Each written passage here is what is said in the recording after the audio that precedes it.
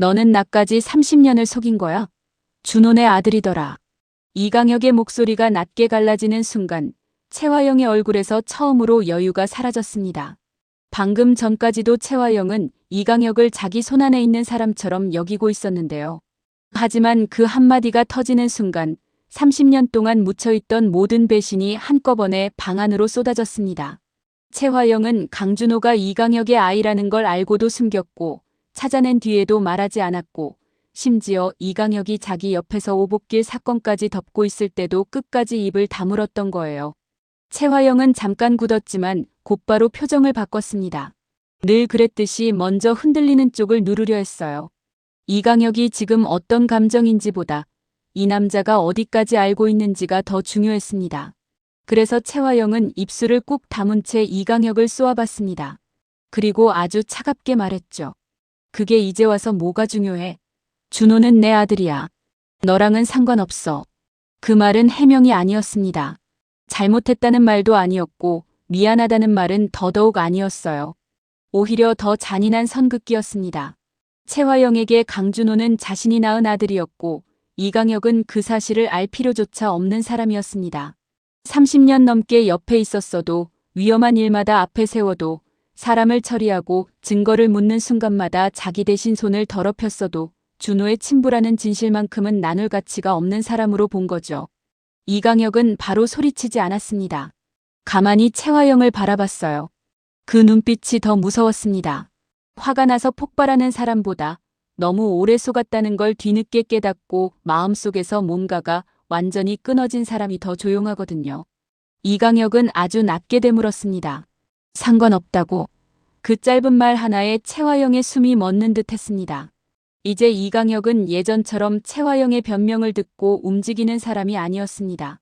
그는 주머니에서 접힌 종이를 꺼냈습니다. 친자 확인 결과지였습니다. 채화영은 그 종이를 보는 순간 입술을 다물었습니다. 부정하기에는 너무 늦었고 인정하기에는 너무 불리한 순간이었습니다. 결과지에는 강준호와 이강혁의 관계가 선명하게 적혀 있었어요. 이강혁은 그 종이를 흔들지도 않았습니다. 그냥 채화영 앞에 내려놓았습니다. 마치 30년 동안 자신에게 숨겨온 시간을 그대로 돌려놓는 것처럼요.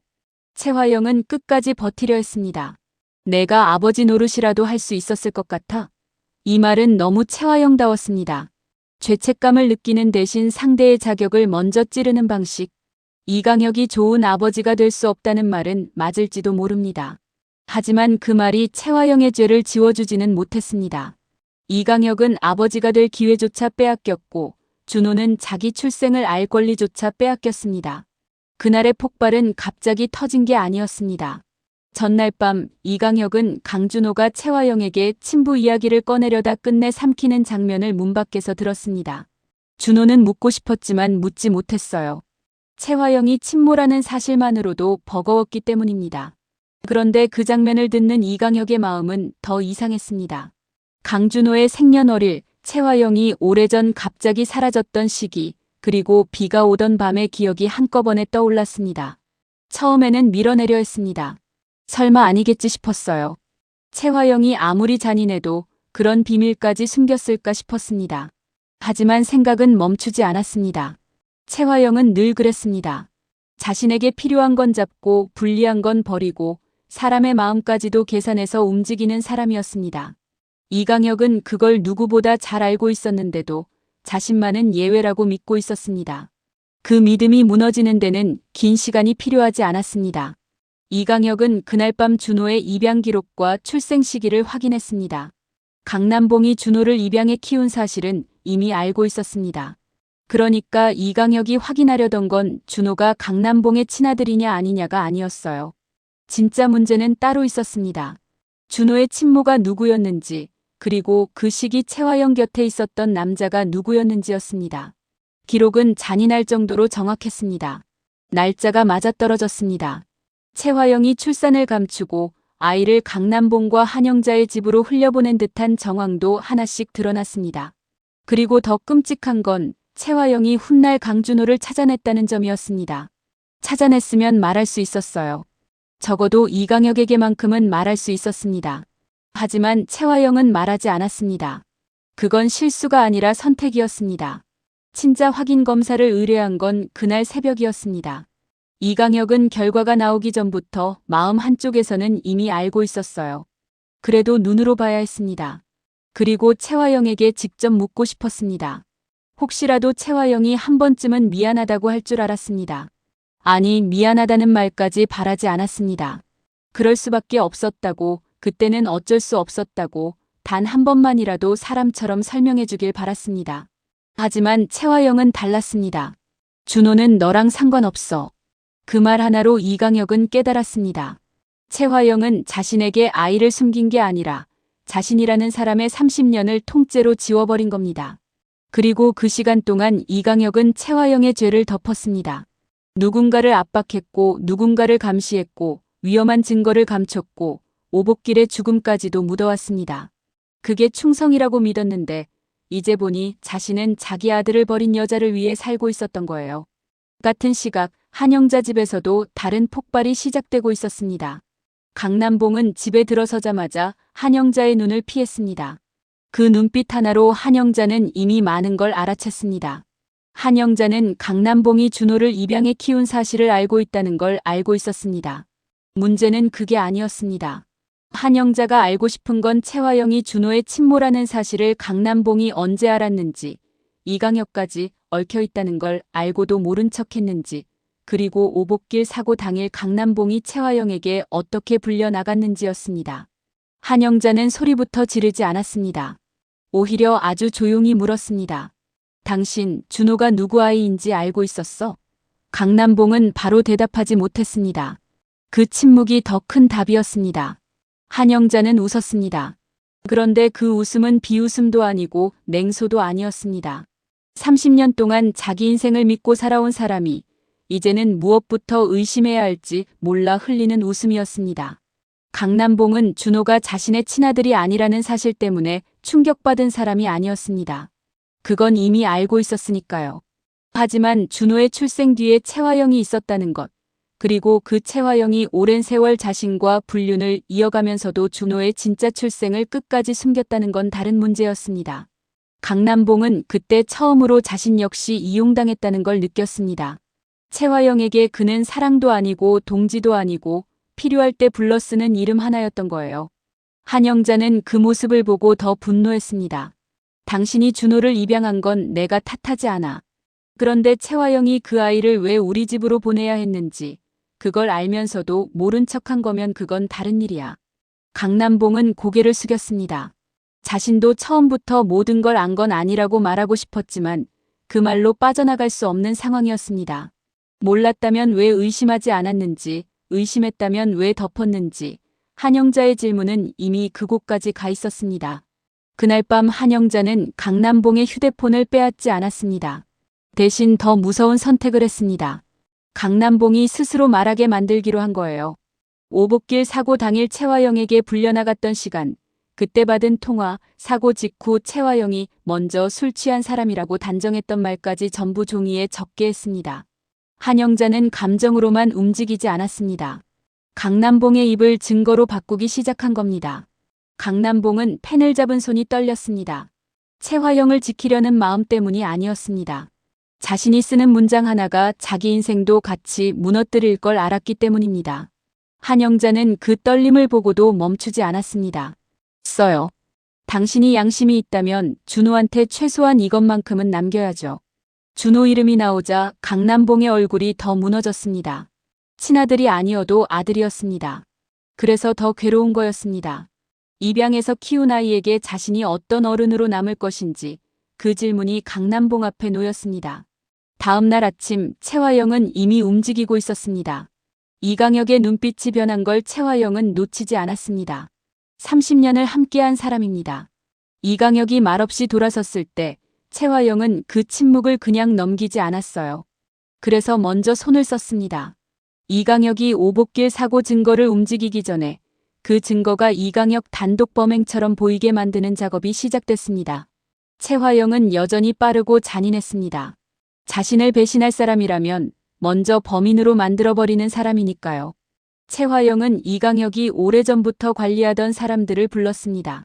그리고 아주 짧게 지시했습니다. 이강혁이 스패너를 들고 움직이면 그 순간부터 그건 채화영의 증거가 아니라 이강혁의 증거가 되게 하라는 뜻이었습니다.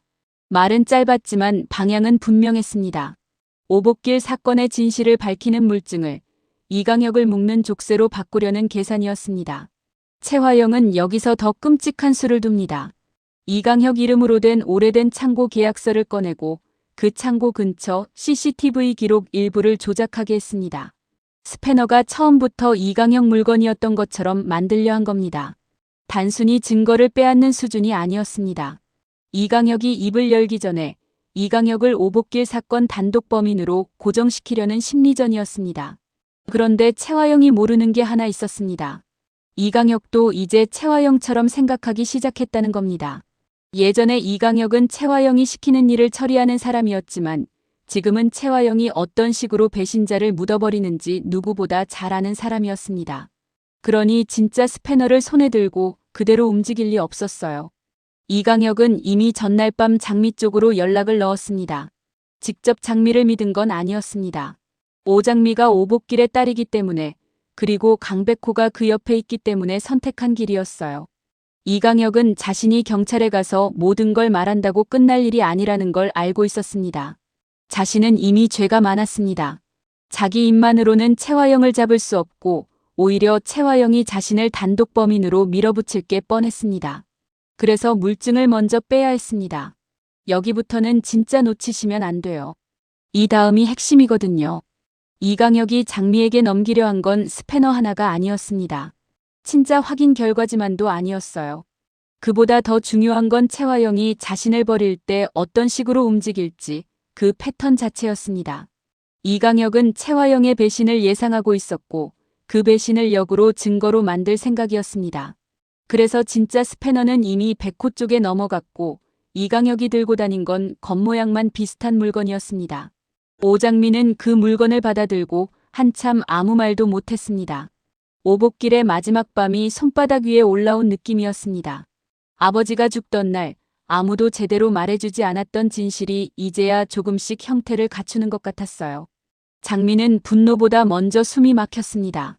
이걸 들고 있으면 모든 게 끝날 것 같았지만 동시에 이제 정말 돌아갈 수 없다는 걸 알았습니다. 백호는 장미 옆에서 말을 아꼈습니다. 장미가 울어도 달래지 않았고 손을 떨고 있어도 빼앗지 않았습니다. 그 증거는 장미가 직접 마주해야 하는 물건이었으니까요. 백호는 대신 짧게 말했습니다. 채화영은 증거를 없애려는 게 아니라 증거 주인을 바꾸려 할 거라고요. 그 한마디가 장미의 등골을 서늘하게 만들었습니다. 채화영이라면 충분히 그럴 사람이었습니다. 그 말은 곧 맞아떨어졌습니다. 이강혁이 일부러 약속 장소 근처에서 멈춘 순간 채화영이 보낸 사람들이 나타났습니다. 이강혁은 놀라지 않았습니다. 예상대로였으니까요. 그는 가짜 스패너를 손에 들고 있었습니다. 그들이 달려들어 물건을 빼앗는 순간 이강혁은 일부러 큰 저항을 하지 않았습니다. 오히려 그들이 자신을 밀치고 물건을 가져가게 놔뒀습니다. 왜냐하면 그 장면 역시 증거가 되어야 했으니까요. 백호는 멀리서 그 상황을 녹음하고 있었습니다. 채화영이 보낸 사람들이 대표가 꼭 회수하라고 했다는 말을 남기는 순간 그 말은 그대로 기록됐습니다. 채화영은 이강혁을 막으려다가 오히려 자신이 증거 회수를 지시했다는 흔적을 남기게 된 겁니다. 이강혁은 바닥에 손을 짚고 일어났습니다. 팔이 긁혔고 입가에 피가 비쳤지만 표정은 이상하게 편안했습니다. 처음으로 채화영의 수를 한 발 앞에서 본 사람이 된 거예요. 채화영은 회수된 스패너를 보고 잠깐 안도했습니다. 하지만 그 안도는 오래가지 않았습니다. 이강혁이 너무 쉽게 빼앗겼다는 게 이상했습니다. 물건을 확인하자마자 채화영의 표정이 굳었습니다. 진짜가 아니었습니다. 녹슨 자국은 비슷했지만 손잡이 부분의 작은 흠집이 달랐어요. 채화영은 그제야 깨달았습니다. 이강혁이 자신을 속였다는 걸요. 그 순간 채화영의 분노는 준호에게 향했습니다. 이강혁을 무너뜨리기 위해서는 준호를 잡아야 했습니다. 이강혁이 가장 늦게 발견한 약점이 이제 준호였으니까요. 채화영은 강준호에게 전화를 걸었습니다. 목소리는 아주 부드러웠습니다. 무너진 엄마의 목소리처럼요. 준호야, 엄마 좀 만나줄래? 그 한마디 안에 협박도 있었고 애원도 있었고 계산도 있었습니다. 강준호는 결국 나갔습니다. 한영자의 말이 아직 마음에 박혀 있었고 이강혁의 경고도 머릿속에서 떠나지 않았습니다. 채화영을 만나면 안 된다는 걸 알면서도 가지 않을 수 없었어요. 왜냐하면 채화영은 자신을 낳은 사람이었기 때문입니다. 아무리 미워도 아무리 두려워도 그 사실 하나가 준호의 발목을 붙잡았습니다. 채화영은 준호를 보자마자 눈물을 보였습니다. 엄마가 이제 너밖에 없어. 너무 익숙한 방식이었습니다. 채화영이 누군가를 붙잡을 때마다 꺼내는 말이었죠. 준호는 예전 같으면 흔들렸을 겁니다. 하지만 이번에는 달랐습니다. 한영자 방문 앞에서 혼자 서 있던 자기 모습을 떠올렸고 그때 이강혁이 했던 경고를 떠올렸습니다. 이상하게 그 말이 자꾸 마음을 건드렸습니다. 준호가 이강혁 이야기를 꺼내자 채화영의 눈빛이 아주 잠깐 흔들렸습니다. 준호는 그 흔들림을 봤습니다. 예전에는 보지 못했을 표정이었어요. 채화영은 금방 웃었지만 이미 늦었습니다. 한번 의심이 생기면 웃음으로 덮을 수 없는 순간이 있습니다. 준호는 지금 그 문턱에 서 있었습니다. 채화영은 방향을 바꿨습니다. 이강혁을 미친 사람처럼 몰아가기로 했어요. 오래전부터 자신에게 집착했고 준호가 자신의 아들이라는 걸 알고 이상한 상상을 한다는 시기였습니다. 그런데 그 말이 오히려 준호의 의심을 키웠습니다. 준호는 이강혁 실장 이야기를 했을 뿐인데 채화영이 먼저 친부 문제를 꺼내버렸으니까요. 준호는 그 작은 틈을 놓치지 않았습니다. 준호의 얼굴이 굳었습니다. 어쩌면 정말로 이 모든 게 사실일지도 모른다는 생각이 처음으로 몸 안으로 들어왔어요. 친모가 채화영인 것만으로도 숨이 막혔는데 친부가 이강혁일 수 있다는 건 완전히 다른 무게였습니다. 그건 자기 출생이 두 사람의 죄와 함께 묻혀 있었다는 뜻이었습니다. 준호는 그 자리에서 아무 말도 하지 못했지만 마음은 이미 채화영에게서 한 걸음 멀어지고 있었습니다. 한편 한영자는 강남봉을 데리고 마대창 앞에 섰습니다. 강남봉은 초췌해져 있었습니다. 밤새 한영자가 쓰게 한 진술서가 봉투 안에 들어 있었어요. 마대창은 봉투를 열어 읽기 시작했습니다. 오복길 사고 당일 채화영이 연락했다는 내용, 사고 직후 채화영이 먼저 상황을 단정했다는 내용, 강남봉이 그 말을 그대로 믿고 움직였다는 내용이 적혀 있었습니다. 마대창은 조용했습니다. 조용해서 더 무서웠습니다. 그는 강남봉에게 왜 이제야 말하느냐고 물었습니다. 강남봉은 대답하지 못했습니다. 한영자가 대신 말했습니다. 자기가 무너질 때까지 입 다물던 사람이기 때문이라고요. 그 말이 강남봉을 찔렀습니다. 한영자는 남편을 지키려고 온 게 아니었습니다. 무너뜨리러 온 것도 아니었어요. 이제라도 진실 쪽으로 끌고 오려고 온 겁니다. 그게 한영자가 할 수 있는 마지막 방식이었습니다. 마대창은 다시 진술서를 내려다봤습니다. 채화영이 쌍둥이 비밀만 숨긴 게 아니라 오복길 사고까지 오래전부터 조작했을 가능성이 더 선명해졌습니다. 그런데 마대창은 쉽게 움직이지 않았습니다. 채화영은 항상 빠져나갈 구멍을 만들어두는 사람이라는 걸 알고 있었으니까요. 진술서만으로는 부족했습니다. 물증이 필요했습니다. 바로 그때 백호에게서 연락이 왔습니다. 스패너가 확보됐다는 연락이었습니다. 마대창의 눈빛이 바뀌었습니다. 한영자도 그 변화를 느꼈습니다. 강남봉은 그 자리에 앉아 있다가 손을 움켜쥐었습니다. 정말 끝이 다가오고 있다는 걸 알았어요. 이제 자신이 모른 척했던 시간까지 전부 끌려 나올 거였습니다. 마대창은 여기서 바로 경찰을 부르지 않았습니다. 대신 채화영을 먼저 불렀습니다.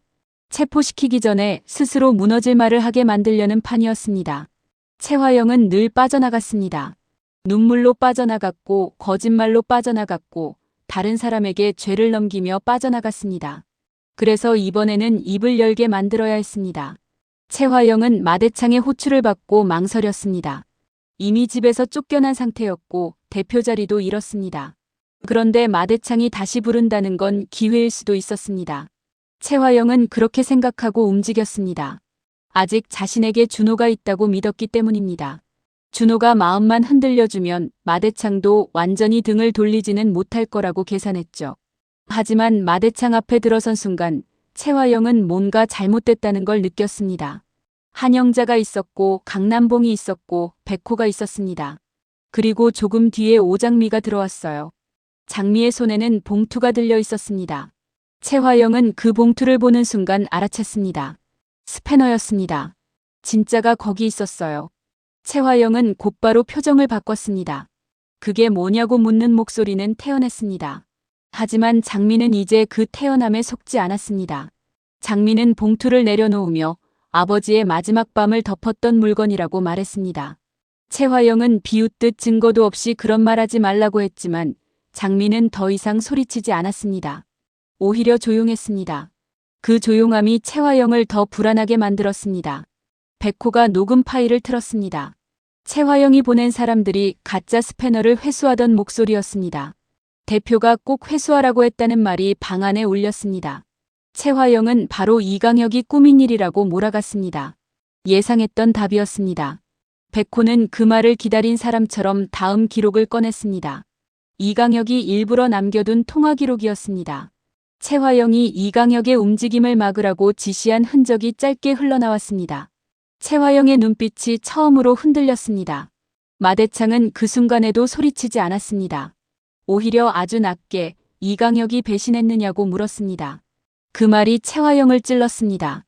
채화영은 반사적으로 이강혁이 미친 거라고, 오래전부터 자신에게 집착한 거라고 말했습니다. 준호에게 했던 말과 똑같았습니다. 그런데 이번에는 그 말이 더 위험했습니다. 바로 그 순간 강준호가 들어왔기 때문입니다. 준호는 채화영의 마지막 말을 들었습니다. 이강혁이 자신에게 집착했다는 말. 방 안에는 한영자, 강남봉, 마대창, 장미, 백호가 있었습니다. 모두가 다른 표정으로 준호를 보고 있었어요. 채화영은 순간 준호를 보고 안도했습니다. 준호가 자신을 구해줄 수도 있다고 생각했습니다. 아직도요. 그래서 채화영은 준호에게 엄마 말을 믿지 않느냐는 눈빛을 보냈습니다. 하지만 준호는 예전처럼 흔들리지 않았습니다. 그는 아무 말 없이 채화영을 바라보다가 결국 가장 아픈 질문을 꺼냈습니다. 이강혁이 자신의 아버지인지 묻는 질문이었습니다. 방안이 얼어붙었습니다. 채화영은 입을 열지 못했습니다. 한영자의 얼굴은 하얗게 질렸고 강남봉은 고개를 숙였습니다. 오장민은 준호를 바라봤습니다. 그 질문을 하는 준호의 얼굴이 너무 처참했기 때문입니다. 채화영은 끝까지 피하려 했습니다. 그게 지금 중요하냐는 식이었습니다. 그 말이 준호를 완전히 무너뜨렸습니다. 준호가 알고 싶은 건 친부 이름 하나가 아니었습니다. 자신의 인생을 왜 이렇게 숨기고 이용했는지, 자신이 누구에게서 왔는지, 왜 아무도 진실을 말해주지 않았는지 그걸 묻는 거였습니다. 그런데 채화영은 또 중요하지 않다고 했습니다. 준호의 존재 자체를 또 한 번 자기 편의대로 밀어낸 겁니다. 준호의 눈빛이 변했습니다. 그에게는 중요했습니다. 그 한마디가 방 안의 공기를 바꿨습니다. 한영자는 준호에게 상처를 줬다는 걸 알고 있었습니다. 채화영에게 끌려가지 말라고 차갑게 말했지만 그 말이 준호를 얼마나 찢었는지도 알고 있었어요. 그래서 한영자는 더 이상 참지 못했습니다. 누구 피를 받았든 내가 내 아들로 산 시간은 없어지지 않는다고 말했습니다. 그 말에 준호는 처음으로 눈을 깜빡였습니다. 무너질 것 같던 얼굴에 아주 작은 균열이 생겼습니다. 채화영은 그 균열을 보고 불안해졌습니다. 한영자가 준호를 다시 붙잡으면 안 됐습니다. 그래서 더 세게 몰아붙였습니다. 이강혁이 친부라는 게 알려지면 준호 인생이 망가질 수 있어서 숨긴 거라고, 전부 준호를 위한 선택이었다고 말했습니다. 하지만 그 말은 이제 누구에게도 희생처럼 들리지 않았습니다. 준호는 그 말을 믿고 싶었습니다. 아주 조금은요. 낳은 엄마라는 사실 때문에 아직 마음 한쪽은 채화영의 말을 붙잡고 싶었습니다. 그런데 동시에 너무 선명하게 보였습니다. 채화영이 준호를 위해 숨긴 게 아니라 자기 자신을 위해 숨겼다는 거요. 준호는 처음으로 채화영의 말을 받아들이지 않고 판단했습니다. 그 순간 낳은 엄마라는 감정 위로 의심이 올라왔고 의심 위로 분노가 올라왔습니다. 바로 그때 이강혁이 들어왔습니다. 채화영은 그를 보자마자 강혁아 하고 불렀습니다. 아주 오래된 습관처럼 나온 부름이었습니다. 이강혁은 그 부름에 멈추지 않았습니다. 예전 같으면 그 한마디에 모든 걸 알아서 처리했을 텐데 이제는 아니었습니다. 그는 준호 쪽을 한번 봤습니다. 아주 짧은 시선이었지만 그 안에는 너무 많은 감정이 있었습니다. 미안함, 두려움, 죄책감, 그리고 차마 꺼내지 못한 부성까지요. 준호도 그 시선을 느꼈습니다. 이상하게 가슴이 내려앉았습니다. 아직 확인을 듣지 않았는데도 알 것 같았습니다. 이 남자가 왜 자신을 피했고, 왜 채화영을 믿지 말라고 했고, 왜 지금 이렇게 떨리는 눈으로 자신을 보는지요. 이강혁은 친자 확인 결과지를 꺼내 마대창 앞에 놓았습니다. 채화영은 다급히 다가가려 했지만 백호가 막았습니다. 마대창은 결과지를 열어봤습니다. 방 안의 공기가 더 무거워졌습니다. 마대창은 결과지를 한영자에게 넘기지 않았습니다. 준호에게도 바로 주지 않았어요. 대신 이강혁을 바라봤습니다. 이강혁은 어제 알았지만 채화영은 오래전부터 알고 있었다고 말했습니다. 채화영은 바로 소리쳤습니다. 거짓말하지 마. 내가 뭘 알아? 그 반말은 오래된 습관이었습니다. 30년 동안 이강혁을 아래에 두고 부리던 말투였어요. 하지만 그날은 그 반말이 오히려 채화영의 위치를 드러냈습니다. 이강혁을 사람으로 대한 적 없고 준호의 친부로 인정한 적도 없고 필요할 때만 불러 쓰던 방식이 그대로 나온 겁니다. 이강혁은 채화영을 향해 조용히 말했습니다. 자신을 사람으로 봤다면 한 번은 말했어야 한다고요. 준호가 내 아들이라고요. 그러자 채화영은 끝까지 밀리지 않으려 했습니다. 말했으면 내가 뭘 했겠냐고, 내가 그 아이 인생을 책임질 수 있었냐고, 너는 준호 옆이 아니라 내 옆에 있어야 했다고 쏘아붙였습니다. 그 말에 방 안의 공기가 더 차가워졌습니다. 채화영은 끝까지 준호를 사람으로 말하지 않았습니다. 자기 계획의 일부로, 자기 인생의 도구로, 자기 위치를 지키기 위한 방패로 말하고 있었습니다. 이강혁은 더 이상 감정으로만 말하지 않았습니다. 그는 준호를 찾았을 때도 채화영이 자신에게 말하지 않았고, 자신이 오복길 사건을 덮고 마서린을 감시하고 증거를 묻을 때도 채화영이 아무 말도 하지 않았다고 밝혔습니다. 그 말에 장미가 굳었습니다. 오복길 이름이 다시 나왔기 때문입니다. 준호도 고개를 들었습니다. 친부 폭로가 끝이 아니었습니다. 이제 진짜 죄가 입 밖으로 나오기 시작한 겁니다. 이강혁은 채화영이 준호를 숨긴 것보다 더 무서운 건 그 아들을 지키려고 한 게 아니라 자기 죄를 덮으려고 썼다는 점이라고 말했습니다. 이 말은 채화영에게 가장 위험한 말이었습니다. 준호 앞에서, 장미 앞에서, 마대창 앞에서 채화영이 엄마가 아니라 조작자였다는 사실을 까발리는 말이었으니까요. 마대창은 이강혁에게 오복길 사고를 어디까지 알고 있느냐고 물었습니다. 이강혁은 대답하기 전에 장미를 봤습니다. 장미는 눈물을 참고 있었습니다. 원망도 있었고 혐오도 있었습니다. 당연했습니다. 이강혁 역시 그날 밤의 공범이었으니까요. 이강혁은 용서를 바라지 않았습니다. 그래서 더 담담하게 말했습니다. 오복길은 사고로만 죽은 게 아니었고 채화영이 그 사람을 입막음 대상으로 봤다고요. 채화영은 곧장 이강혁에게 뒤집어 씌웠습니다. 내가 다 한 거라고, 내가 처리한 거라고 몰아붙였습니다. 하지만 이강혁은 그 말까지 예상하고 온 사람이었습니다. 그는 휴대폰을 꺼냈습니다. 거기에는 채화영이 이강혁을 단독 범인으로 만들기 위해 움직인 정황이 들어있었습니다. 가짜 스패너 회수 지시, 창고 계약서 조작, 사람들을 보낸 기록까지요. 이강혁은 채화영이 자신을 버릴 걸 예상하고 일부러 미끼를 던졌습니다. 가짜 스패너를 빼앗기게 만들고 그 회수 과정을 백호가 녹음하게 했고 동시에 진짜 스패너는 장미에게 먼저 넘겼습니다. 배신당한 이강혁이 채화영의 방식 그대로 채화영을 잡는 구조였습니다. 예전에는 채화영이 판을 짰고 이강혁이 움직였다면 이번에는 이강혁이 판을 짜고 채화영이 거기에 걸려든 겁니다. 채화영은 이제 정말로 몰렸습니다. 그런데도 무너지지 않으려 했습니다. 그녀는 준호 쪽으로 몸을 돌렸습니다. 준호에게 저 사람은 아버지 자격이 없다고 믿으면 안 된다고 매달렸습니다. 그 말은 사실이기도 했습니다. 이강혁에게는 아버지 자격이 없었습니다. 하지만 그 말을 채화영이 한다는 게 문제였습니다. 준호는 그 모순을 너무 선명하게 느꼈습니다.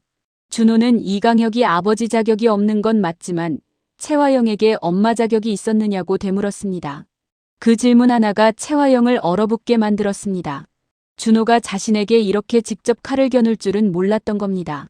준호는 자신을 버린 것까지는 이유가 있었을 거라 생각해보려 했다고 말했습니다. 하지만 찾고도 숨겼고 지금도 자신을 방패로 쓰려 했다는 사실은 더 이상 넘길 수 없었습니다. 한영자는 그 말을 듣고 결국 고개를 숙였습니다. 자신이 낳지 않은 아들이지만 준호가 어떤 마음으로 저 말을 하는지 너무 잘 알았습니다. 한영자 역시 채화영 때문에 남편을 잃은 것 같았고 아들도 잃는 것 같았으니까요. 하지만 지금은 준호를 붙잡지 않았습니다. 준호가 직접 선택해야 하는 순간이라는 걸 알았어요. 장미는 그 자리에서 준호를 미워하지 못했습니다. 준호가 채화영의 아들이라는 사실 때문에 마음이 복잡했지만 지금 저 남자도 자기 인생의 피해자라는 걸 봤기 때문입니다. 오복기를 잃은 장미의 상처와 출생 전체를 조작당한 준호의 상처는 다르지만 둘 다 채화영이 만든 상처였습니다. 장미는 그걸 이해하고 싶지 않았지만 이해하게 됐습니다. 마서린도 뒤늦게 이 사실을 듣게 됩니다.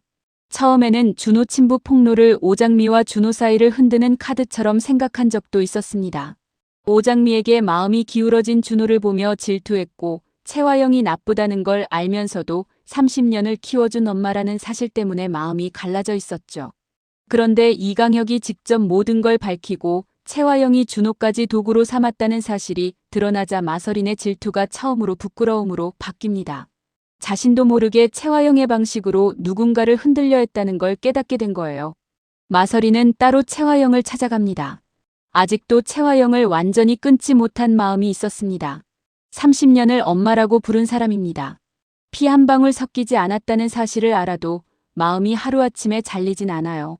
그래서 마서린은 묻고 싶었습니다. 대체 누구를 사랑한 거냐고요.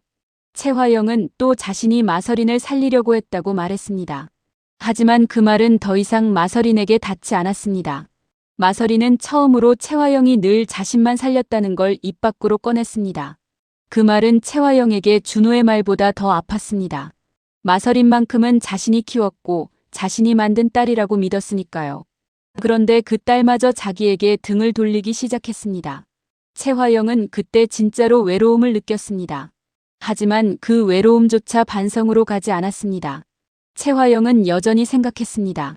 모두가 자신을 배신했다고요. 자신이 모두를 속인 게 아니라 모두가 자신의 가치를 몰라준다고요. 그날 밤 강준호는 한영자의 방 앞에 다시 섰습니다. 전날과 같은 자리였습니다. 하지만 마음은 달랐어요. 이번에는 문을 열었습니다. 한영자는 창가에 앉아 있었습니다. 준호가 들어오자 놀라지도 않았습니다. 기다리고 있었던 사람처럼 고개를 들었어요. 준호는 한참 동안 아무 말도 못하다가 어렵게 어머니라고 불렀습니다. 그 한마디에 한영자의 눈이 흔들렸습니다. 준호가 채화영에게도 엄마라고 부를 수 있는 상황이었고 이강혁이 친부라는 사실도 알게 된 상황이었는데 그럼에도 준호가 자신을 어머니라고 불렀습니다. 한영자는 손을 꽉 쥐었습니다. 울지 않으려고요. 준호는 자신이 누구 아들인지 모르겠지만 누구에게 미안해야 하는지는 알 것 같다고 했습니다. 자신 때문에 한영자가 무너진 건 아니지만 자신이 그 사람들의 핏줄이라는 사실 때문에 한영자가 상처받은 건 맞는 것 같다고요. 한영자는 그때 처음으로 준호를 향해 손을 뻗었습니다. 그리고 아주 짧게 말했습니다. 너는 죄가 없다고요. 그 말은 짧았지만 준호에게는 처음 듣는 판결 같았습니다. 준호는 그 자리에서 무너졌습니다. 어른이 된 뒤 그렇게 울어본 적이 없었습니다. 채화영 앞에서는 울 수 없었고 이강혁 앞에서는 더더욱 울 수 없었습니다. 하지만 한영자 앞에서는 울 수 있었습니다. 그게 가족이었습니다. 피로 증명되지 않아도 오래 안아준 시간으로 남는 사람. 준호는 그걸 그날 밤 처음으로 다시 확인했습니다. 반면 이강혁은 혼자 경찰서 앞에 서 있었습니다. 자수하러 온 건 아니었습니다. 아직은 해야 할 일이 남아 있었어요. 채화영이 마지막으로 움직일 걸 알고 있었습니다. 채화영은 체포되기 전 반드시 누군가 하나를 더 버리려 할 사람이었고 그 대상은 이제 이강혁일 가능성이 높았습니다. 이강혁은 자기 죄를 피할 생각은 없었습니다.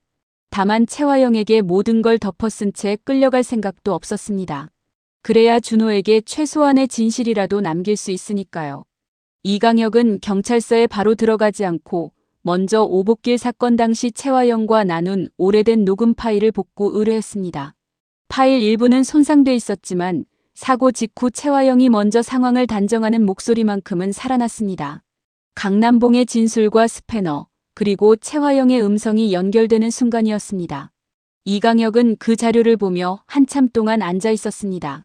자신이 숨긴 죄가 이제 자신을 통해 다시 세상 밖으로 나오고 있었기 때문입니다. 다음 날 채화영은 마지막 승부를 걸었습니다. 준호를 직접 찾아간 겁니다. 이번에는 울지 않았습니다. 오히려 당당했습니다. 한영자는 준호를 키웠지만 결국 버릴 수 있고 이강혁은 아버지라고 해도 세상에서 손가락질 받을 사람이고도 자신만이 준호의 엄마라는 식이었습니다. 최화영은 여전히 엄마라는 말을 무기로 썼습니다. 하지만 준호는 더 이상 그 말에 그대로 붙잡히지 않았습니다. 준호는 조용히 들었습니다. 그리고 최화영이 자신을 낳았지만 자신의 인생을 지켜주지는 않았다는 걸 말했습니다. 한영자는 자신을 낳지 않았지만 열이 오르면 밤새 곁에 있었고 무너질 때마다 잡아줬다는 것도요. 이 말은 최화영에게 가장 잔인한 대답이었습니다. 최화영이 피로 붙잡으려던 준호가 시간을 선택한 거였으니까요. 최화영은 마지막으로 협박했습니다. 자신을 버리면 이강혁이 친부라는 사실을 세상에 알리겠다는 식이었습니다.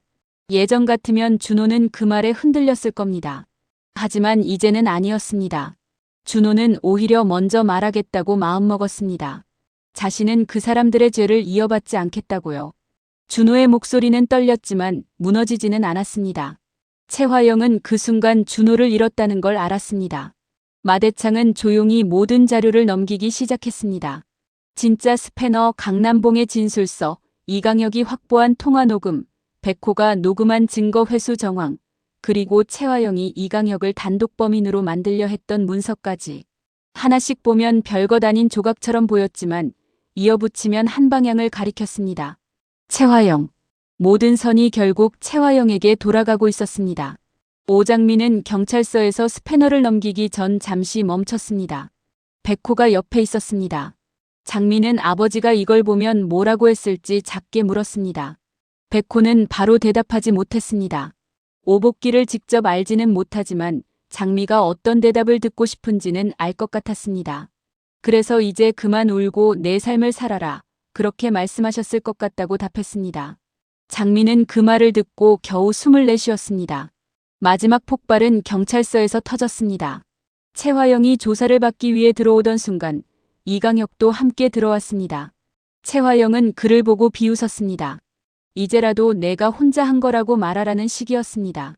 최화영은 아직도 이강혁이 마지막 순간에는 자신을 지킬 거라고 믿고 있었습니다. 아니, 믿었다기보다 그렇게 될 거라고 정해놓은 사람이었습니다. 이강혁은 늘 그랬으니까요. 하지만 이번에는 달랐습니다. 이강혁은 최화영을 보지 않고 준호를 먼저 봤습니다. 준호는 경찰서 복도 끝에 서 있었습니다. 한영자와 함께였고 장미와 백호도 곁에 있었습니다. 준호의 표정은 무너진 사람의 표정이 아니었습니다. 아픈데 버티는 사람의 얼굴이었습니다. 이강혁은 그 얼굴을 보고 아주 조금 안도했습니다. 아버지라고 부르지 않아도 괜찮았습니다. 적어도 준호가 최화영의 방패로 남지 않게 됐으니까요. 이강혁은 경찰에게 오복길 사고에는 최화영의 지시와 은폐가 함께 있었다고 진술했습니다. 스패너를 숨긴 건 자신이지만 숨기라고 시킨 사람, 그 물건이 왜 필요한지 알고 있던 사람, 사고 직후 상황을 조작한 사람은 최화영이라고 밝혔습니다. 경찰서 복도에 있던 사람들의 시선이 한꺼번에 최화영에게 꽂혔습니다. 최화영은 이강혁이 자신에게 버림받아서 미친 거라고 소리쳤지만 그 말은 오히려 최화영을 더 작게 만들었습니다. 이강혁은 자신이 버림받은 게 억울해서 온 게 아니라고 했습니다.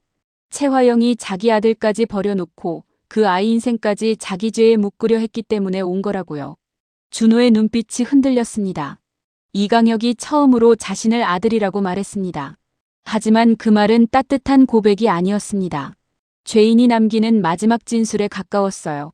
그래서 더 아팠습니다. 준호는 그 말을 듣고도 다가가지 않았습니다. 이강혁도 다가오지 않았습니다. 최화영은 끝까지 준호를 붙잡으려 했습니다. 엄마가 다 설명할 수 있다고 말했습니다. 하지만 준호는 천천히 고개를 저었습니다. 그 작은 움직임 하나가 최화영에게는 체포보다 더 큰 처벌이었습니다. 준호는 더 이상 설명을 듣지 않겠다고 했습니다. 설명할 기회는 30년 동안 충분했다고요. 최화영은 그대로 멈췄습니다. 그 말은 어떤 증거보다도 잔인하게 최화영을 찔렀습니다. 한영자는 준호 옆에서 손을 잡아주지 않았습니다. 대신 아주 가까이 서 있었습니다. 잡아주지 않아도 곁에 있다는 걸 알게 해주는 거리였습니다. 준호는 그 거리 안에서 겨우 버텼습니다. 장미는 스패너가 증거물 봉투에 들어가는 걸 바라봤습니다.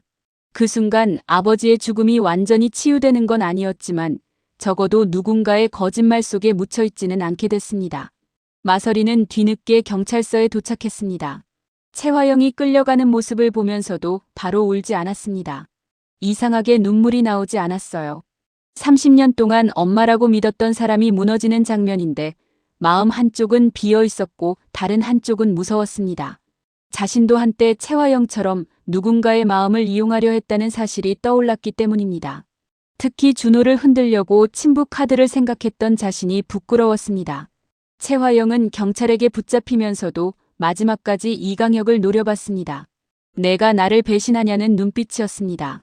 이강혁은 아주 조용히 대답했습니다. 채화영이 먼저 했다고요. 30년 전에 이미 자신을 배신했다고요. 그 말에 채화영은 더 이상 말하지 못했습니다.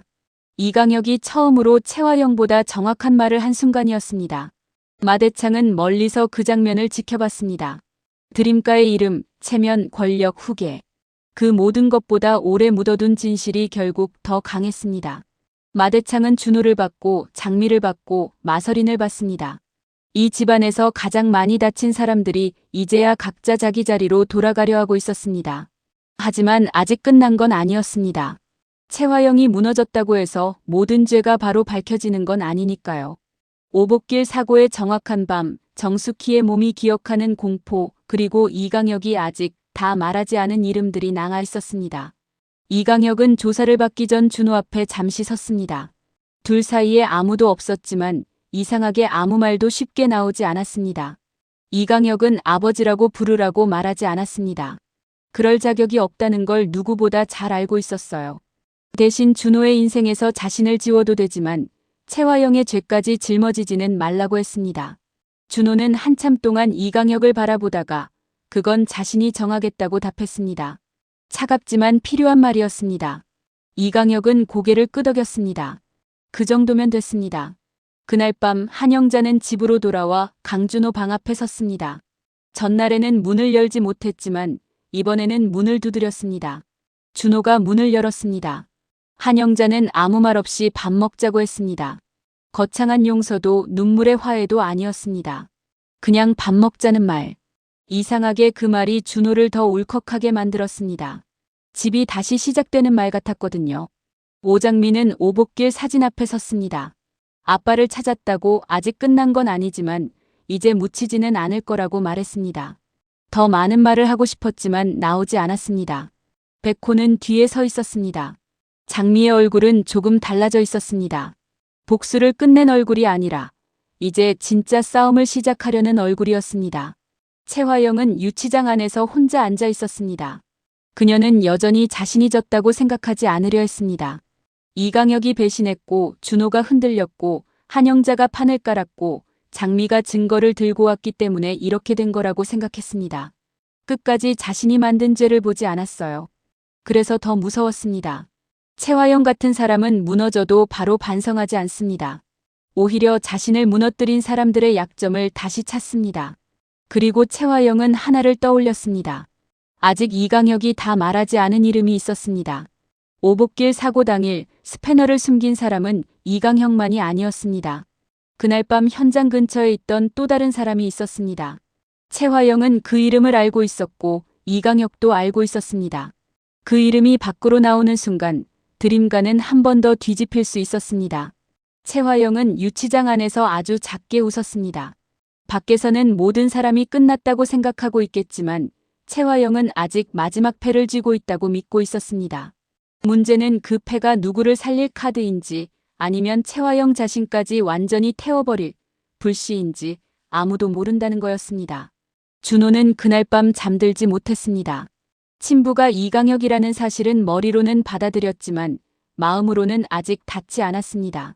채화영이 친모라는 사실도 마찬가지였습니다. 그런데 이상하게 가장 선명하게 남은 건 한영자의 한마디였습니다. 너는 죄가 없다는 말. 그 말 하나가 준호를 붙잡고 있었습니다. 자신이 누구에게서 태어났는지는 바꿀 수 없지만 앞으로 누구 편에 설지는 선택할 수 있다는 걸 처음으로 알게 된 밤이었습니다. 이강혁은 조사실에서 마지막으로 진술서를 다시 읽었습니다. 자기 이름이 들어간 죄가 너무 많았습니다. 빠져나갈 길은 없었습니다. 하지만 이번에는 숨지 않기로 했습니다. 채화영의 죄를 덮으면서 살아온 30년이 끝났으니까요. 이제는 적어도 준호에게 거짓말 하나는 덜 남기고 싶었습니다. 아버지로 살지는 못했지만 마지막까지 채화영의 공범으로만 남고 싶지는 않았습니다.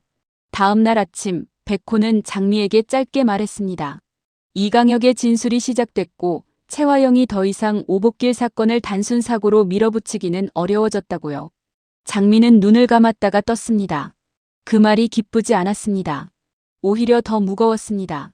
진실이 드러나는 건 좋지만 그 진실 속에 아버지의 마지막 순간이 다시 찢겨 나올 걸 알고 있었기 때문입니다.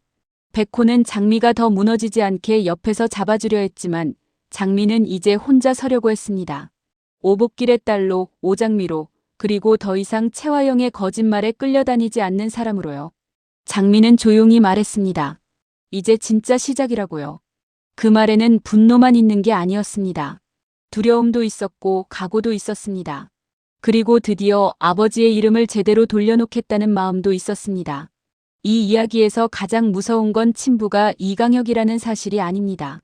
정말 무서운 건 채화영이 그 사실을 알고도 30년 동안 숨겼고 들키는 순간에도 준호를 지키려 한 게 아니라 자기 죄를 덮는 방패로 쓰려 했다는 점입니다. 준호는 이제 피가 아니라 시간을 선택하려 하고 이강혁은 늦었지만 처음으로 채화영의 죄를 세상 밖으로 꺼내려 합니다. 그리고 장미는 아버지의 죽음을 다시 묻히게 두지 않으려 합니다. 여러분이라면 준호가 한영자를 다시 엄마로 선택하는 게 맞다고 보시나요? 아니면 이강혁의 진심도 끝까지 들어봐야 한다고 보시나요?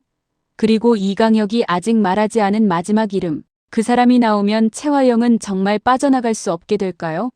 댓글로 여러분 생각 꼭 남겨주세요. 다음 전개는 여기서 더 세게 터질 수밖에 없습니다.